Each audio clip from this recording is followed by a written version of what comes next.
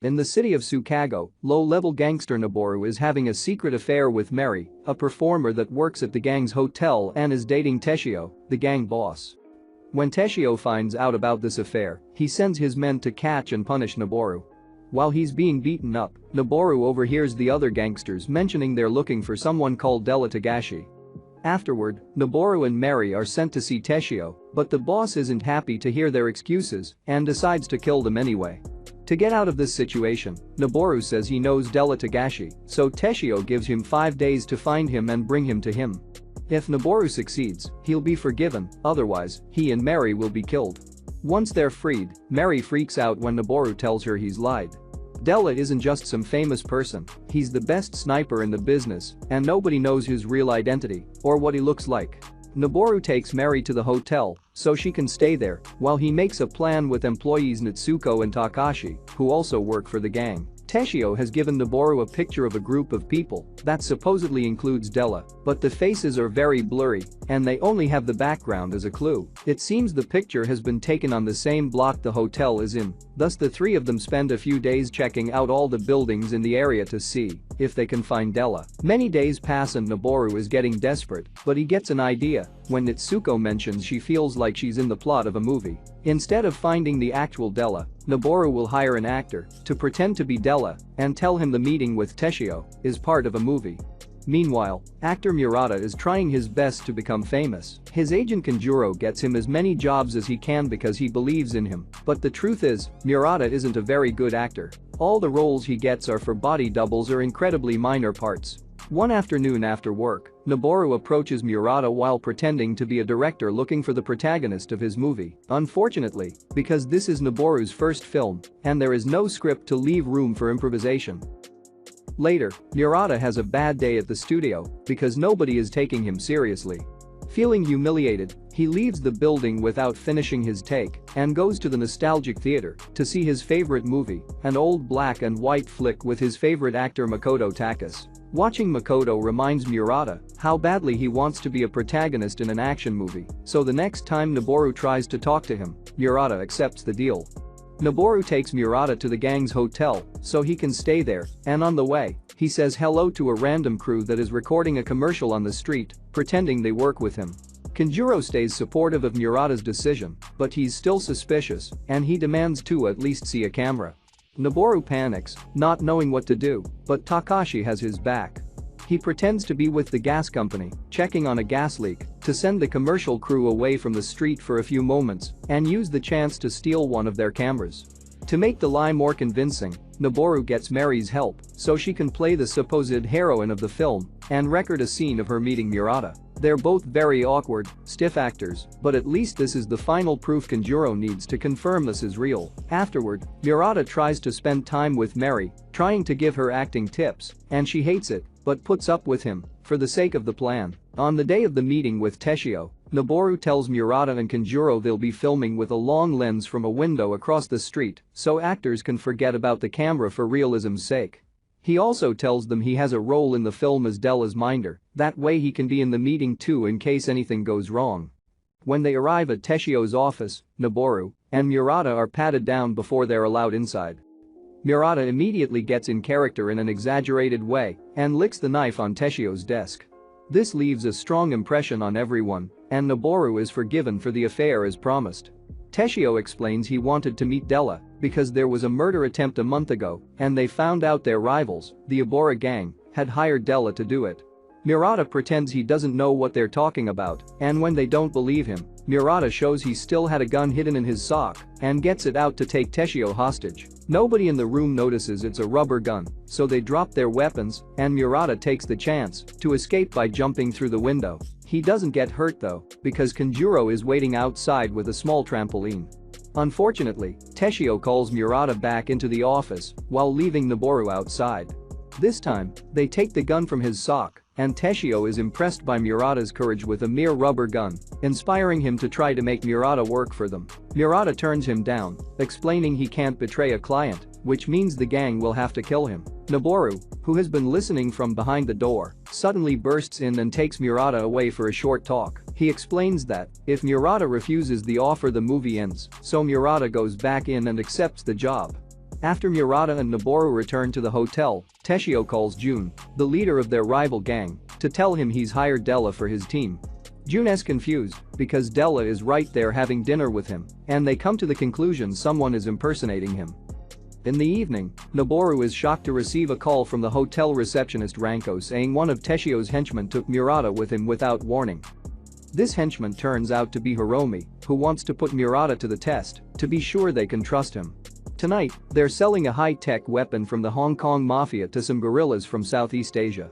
Murata is given the suitcase with the weapon, which is quite heavy, so when Hiromi isn't looking, Murata takes the weapon out because he thinks he doesn't need heavy props to act out the weight. Hiromi has a hidden man in the shadows that will shoot Murata if he fails, but as soon as Murata comes out of the car, he guesses that's the area where the camera is, and Hiromi's impressed by how this man guessed his secret plan. Once the exchange of suitcases happens, the guerrillas are angry to find theirs empty and begin shooting, hitting the other suitcase and revealing it has random papers instead of the money. Now Hiromi thinks Murata knew they wouldn't pay and acted accordingly, earning his gratitude. At that moment, both Noboru and Kanjuro arrive, and Noboru asks everyone to stop. The guerrillas are confused and cease fire, but when Kanjuro approaches them, he gets knocked out with a punch. To avoid trouble, Kanjuro isn't taken to a hospital, he's instead taken to the hotel, where he's checked on by Shimizu, one of the guests, that happened to be a doctor. Hiromi reports back to Teshio, who is also impressed with the results, and sends Murata an invitation to have dinner with him. Kanjuro tries to follow them to the hotel restaurant too, trying to talk to Teshio in case he needs an agent, but he ends up shot by accident when he gets in the way of a sniper bullet that was meant for the gang boss. During dinner, Mary is asked to perform and Teshio remembers why he fell in love with her. When Mary's done, Teshio visits her in her dressing room and asks her to be his again, but Mary turns him down. While Murata waits, Kanjuro shows up in perfect health, but he explains he's felt something weird in his chest and he's worried he may have a heart attack soon. After dinner, Teshio takes Murata to his office to give him a mission. It turns out the gang's accountant, who keeps their illicit books, has been secretly working with the law all this time, and now he must be eliminated. Murata happily accepts, still thinking this is a movie, but Noboru gets nervous because he doesn't want the poor actor to become a murderer. Later at the bar, Noboru tries to tell Murata the truth, but Murata looks so happy and speaks so highly of finally having the chance to be a protagonist that Noboru doesn't have the heart to disappoint him. Hiromi comes over to show them a map of the hospital where the accountant is, but things get worse when they're also joined by Jun, who knows the face of the real Della. Noboru tells Murata to pretend to have a mask on, and while Jun doesn't believe him, he plays along to gather information. Before leaving for the mission, Noboru bumps into Mary, who insists they should run away together before the lie blows up.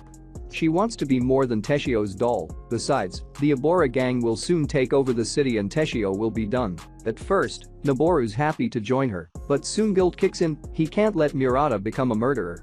Meanwhile, Murata leaves for the hospital, taking Takashi and Nitsuko with him as a crew.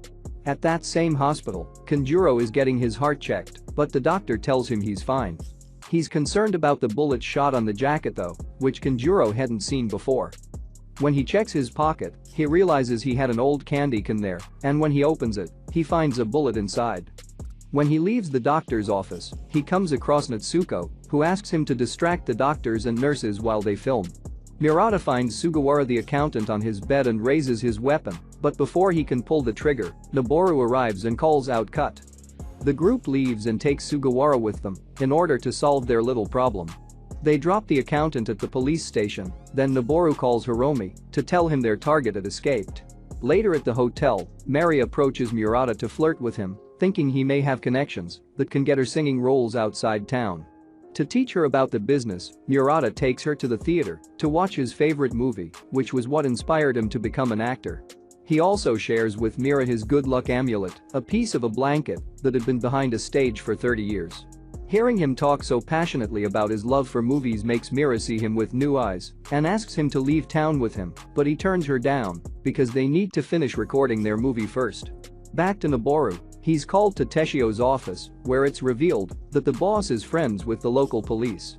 An officer arrives bringing Sugawara with him, and now Teshio knows the truth behind Murata.